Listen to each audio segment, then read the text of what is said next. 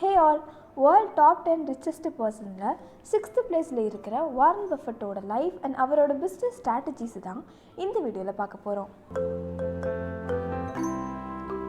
Warren Buffett August 30, 1930 அமெரிக்காவில் இருக்கிற நெப்ரஸ்காங்கிற இடத்துல பிறந்தார். வீக்கெண்ட்ஸில் அவங்க அப்பாவோட ஆஃபீஸ்க்கு அவங்க அப்பாவுக்கு ஹெல்ப் பண்ண வாரன் பஃபெட்டுக்கு கொஞ்சம் கொஞ்சமாக சின்ன வயசுலேருந்தே இன்வெஸ்டிங் அண்ட் வெல்த் மேலே ஆசை வந்துருச்சு.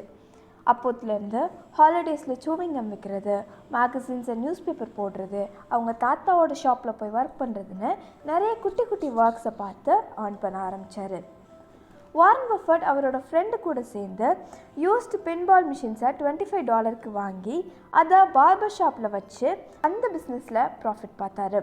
லேட்டர் இந்த பிஸ்னஸ் க்ரோ ஆக $1,200 அவரும் அவரோட ஃப்ரெண்டும் இந்த பிஸ்னஸை செல் பண்ணிட்டாங்க.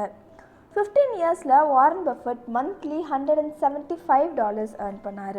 அவர் காலேஜ் முடிக்கிறப்போ, அதாவது ஹை ஸ்கூல்ஸ் முடிக்கிறப்போ, he had a savings of about $9,800. Warren Buffett is a great investor, business magnetனு சொல்லலாம். அவர் ஃபாலோ பண்ண 5 இம்பார்ட்டன்ட் பிஸ்னஸ் ஸ்ட்ராட்டஜிஸ் என்னென்ன அப்படின்னு பார்க்கலாமா? First, cash is not a good investment. கேஷை விட அசட்ஸில் இன்வெஸ்ட் பண்ணுங்கள். கேஷோட வேல்யூ எப்போனாலும் மாறும். நம்ம கையில் சர்ப்ளஸாக கேஷ் இருந்தால் அந்த எக்ஸ்பென்சஸுக்கு தான் நம்ம யூஸ் பண்ணுவோம். Also it is less secure.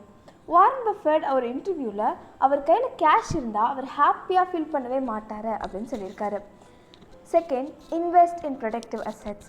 ஒரு அசட்டில் இன்வெஸ்ட் பண்ணுறது எதுக்கு?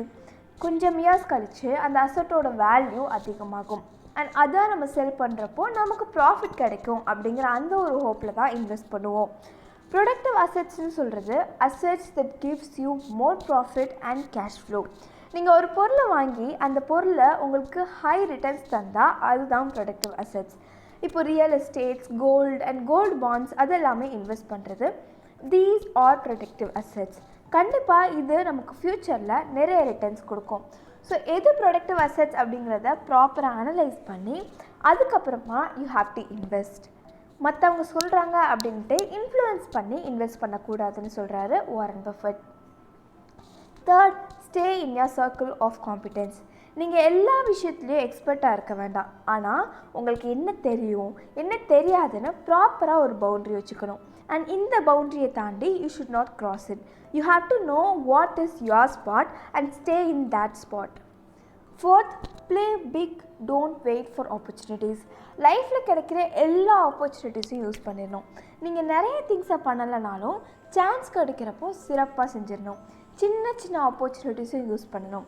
உங்ககிட்ட 1 lakh கையில் கொடுத்து நீங்கள் இன்றைக்கே இதை யூஸ் பண்ணிட்டீங்கன்னா டுமாரோ அகெயின் உங்களுக்கு நியூவாக 1 lakh வரும். ஆனால் இன்றைக்குரிய 1 lakh நீங்கள் யூஸ் பண்ணலன்னா நெக்ஸ்ட் டே 1 lakh உங்ககிட்ட கையில் கிடைக்காதுன்னு சொன்னால் நீங்கள் என்ன பண்ணுவீங்க? கண்டிப்பாக ஒரே நாளில் 1 lakh காலி பண்ணிடுவோம். ஆனால் அதே மாதிரி தான் ஆப்பர்ச்சுனிட்டிஸும் கையில் கிடச்சிருச்சு அப்படின்னா you have to use it wisely. Fifth, invest in your self. This is more important. உங்களுக்குன்னு ஒரு டேலண்ட் இருக்கும் அண்ட் அந்த டேலண்ட்டை யாராலையும் உங்ககிட்டேருந்து எடுக்கவே முடியாது. வாரன் பஃபெட் ஸ்டூடெண்ட்ஸ்ட்டை அட்ரெஸ் பண்ணுறப்போ சொல்கிற சென்டென்ஸ் இதுதான்: நீங்கள் $1 million அசட்ஸ். உங்கள் மேலே நீங்கள் ஒரு 10% நீங்கள் இன்வெஸ்ட் பண்ணீங்க அப்படின்னா அது ப்ராப்பரான இன்வெஸ்ட்மெண்ட்டாக இருந்துச்சுன்னா கண்டிப்பாக ஃப்யூச்சரில் உங்களோட ரிட்டர்ன்ஸ் ரொம்பவே அதிகமாகவே இருக்கும். As you are always a good asset, so do make investment in yourself.